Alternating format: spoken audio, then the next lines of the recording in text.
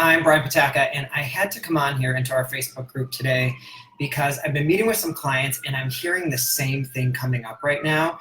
And I really want to address it because it's one of the things, oh, hello, ambulance, or fire truck or whatever.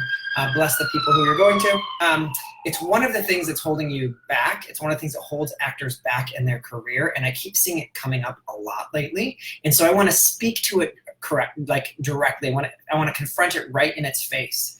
So, and I'm going to use an analogy. I want to call this the anti-Goldilocks syndrome is the best way for me to describe this. So if you remember the story of Goldilocks, she's walking in the woods. She comes up to this house. She goes right in. She sits in the chairs. This one isn't right. This one isn't right. This one's too big. This one's too small. This one's just right.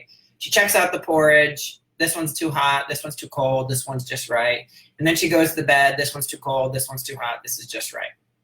At the end of the story, she ends up okay because she escapes from the bears, although maybe breaking into someone's house is not the best. But stay with me around the story around Goldilocks, because she wasn't afraid to walk into the house.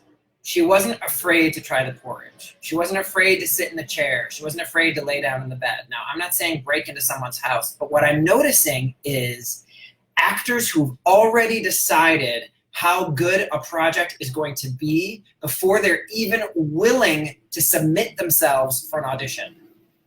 And it is mind-boggling to me. So you might be on Actors Access or Backstage or Hollywood Casting and Film if you're in Los Angeles, or LA Casting or Casting Frontier, one of the websites that you use, or Cast It for those of you in the South. And you see a job and you're like, well, it doesn't pay anything, and I don't know if I should do this. And I need you to drill down into your Goldilocks courage and just say yes to the dress. Because not until you've seen the material, not until you've met the people on the production, not until you've sat in a room with them, energetically felt that energy, do you know if these are the kind of people you want to make art with. And we're way too fast to say if there's no money attached, it's not worth it. I just had a client this past week. I don't know how much I'm allowed to reveal. I had a client this week who auditioned for something that had a code name in it, essentially. Not until she got to set did she realize, I can't tell you who this is so upsetting. So the director is the daughter of someone super famous, but she was using a code name the whole time because, of course, she didn't want everybody to saying yes to this project because of her dad.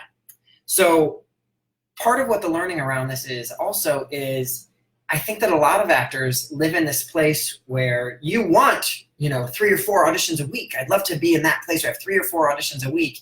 And the issue is that you're not vibrating at the frequency. Your body is not used to the energy around 3 to 4 auditions a week. And so then suddenly when that one audition comes up that you've decided to care about, how you show up in that room is not your powerful, grounded, artistic self, but all those thoughts around trying to get work and trying to make it happen and all that come into the audition room with you.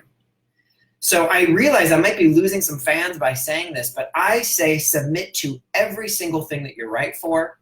When you get the audition, you're allowed to turn it down. This is the audition you're able to get. This doesn't apply to your agent and manager, obviously.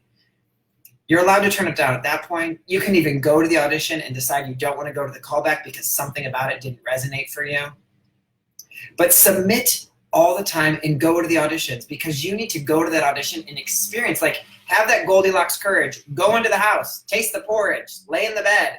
And that's part of what I think a lot of us is we need to know that it's going to be the right temperature porridge before we even taste it. We need to know that that bed is going to be comfortable before we're even willing to go lay down in it. We need to know that that chair is exactly the right size. So we need to know that project is going to be this kind of project before we're willing to go there. So I just want you to think about where you might be hiding behind the idea of knowing what the universe has intended for you. And so you're not actually able to be there for the abundance that it might be giving you. When you're hiding behind an idea of what it should look like, right? So this week, I'd be curious, and I'd love to have you think about where you can tap into that Goldilocks courage. All right? So hope this hit you in the right spot today. I'll talk to you soon.